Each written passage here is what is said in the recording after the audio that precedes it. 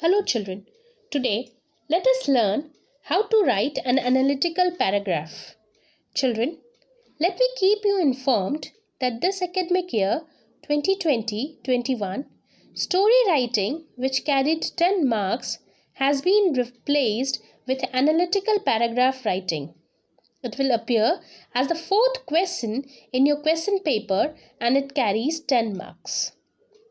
So here you are expected to summarize, describe or explain a table, graph, map, chart, line graph, etc. So children, let us know more about analytical paragraph writing. What is an analytical paragraph writing? An analytical paragraph writing is a form of descriptive writing which is written on the basis of a given chart, graph, data, outline, clues, table, etc. When writing an analytical paragraph, one should remember to describe the facts in the best possible manner and to cover the information provided. Next, features of an analytical writing. It describes the given chart, table, data, graph, clues, etc. It should be brief and comprehensive, but at the same time include complete information. It should state the facts that are provided. Here I would like to add that it is not like your diary entry or story writing where you used to make your own points and write over there. Here you have to state the facts. No imaginations, no creation. You have to simply state the facts given in the graph or the chart. It should have simple and accurate language. It should mention figures and quantities appropriately. It should use the same tense throughout as far as possible. It should not provide any personal observation or response. It should preferably use the passive form of the verb. Now, format of an analytical paragraph writing. Content in 100 to 120 words. The content of the paragraph must include the following. First, introduction. Explain in 1 or 2 lines the context or what is clearly evident from the chart or graph. Body of the paragraph. Explain in detail the figure and trends, making comparisons and contrasts.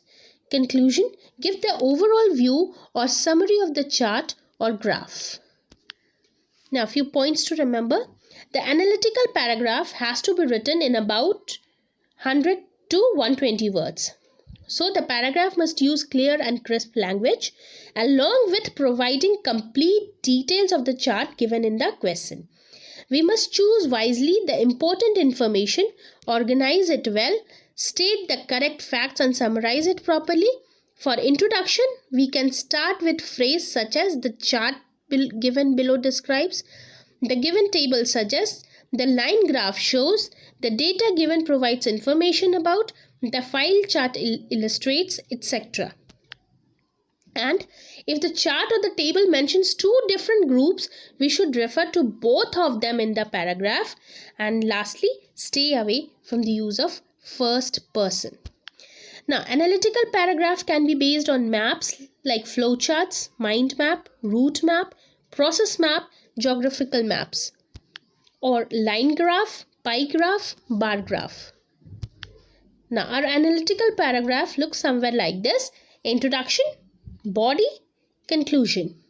So for this, firstly, describe the paragraph with introduction, analyze the trends, body or summary, and then give conclusion, overview.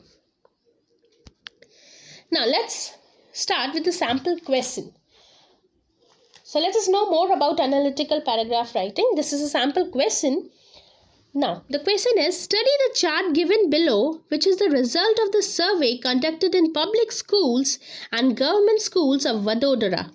This depicts the types of activities the teenagers aged 13 to 19 years are involved in during their leisure time. Write an analytical paragraph on the basis of the chart. So before you start writing, understand the visual provided in the question. Now, so this is a bar chart. The chart tells us about the activities that the children of the age group 13 to 19 years involve themselves in during the leisure time. We have been provided with a survey conducted in two types of schools. Public schools indicated in blue and government schools indicated in red. Now, what else we have? Now, along the x-axis, the leisure activities are mentioned, namely watching television, surfing the internet, using a cell phone, and spending time with friends. Along the y-axis, we can see the percentage of school children. So now, let us organize our ideas. You will begin the answer with the introduction. So, this is the easiest part of your answer actually. Why? It should be written in just 2 or 3 lines, and it is easy because you can get the main points for this paragraph from the question. However, do not copy the question. Do not copy the question. Write the paragraph in your own words. So you can write something like this. The bar chart shows the 4 different leisure activities, namely watching TV, surfing the internet, using the cell phone, and spending time with friends. The teenagers of age group 13 to 19 years involve themselves in during their leisure time. The result shows clear preferences by students of public and government schools. So, the next thing to be written is the body part. So, over here, you will have to highlight the key features. Focus on the high points and low points of your chart. Now, what is the high point over here?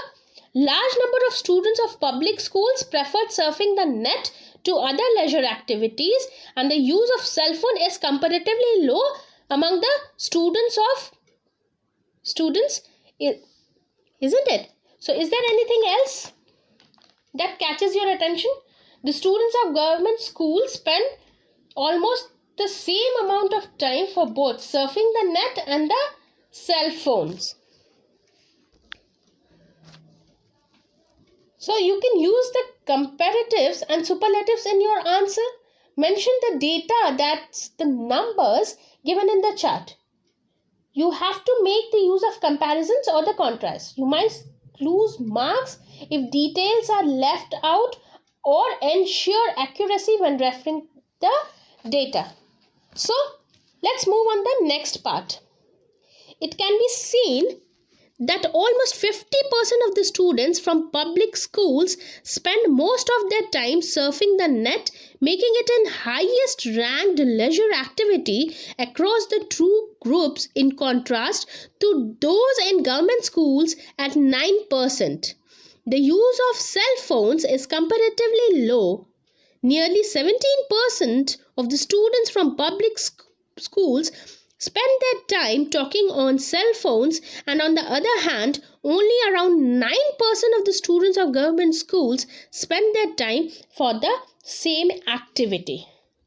So over here, we have focused on the high points and the low points. Okay, and in the next paragraph, we will focus on the other 2 points. So, watching TV was the second most popular leisure activity.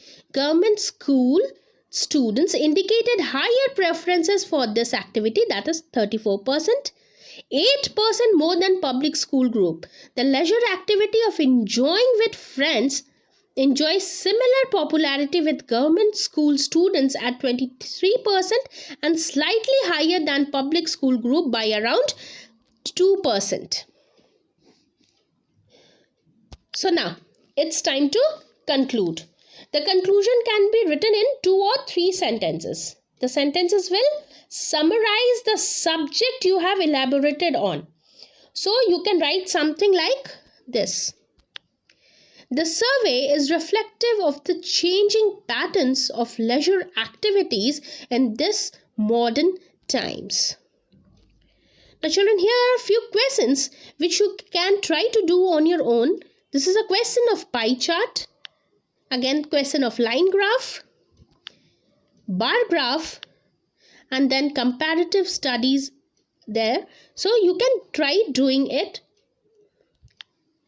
So children, hope all of you have understood what is analytical paragraph writing.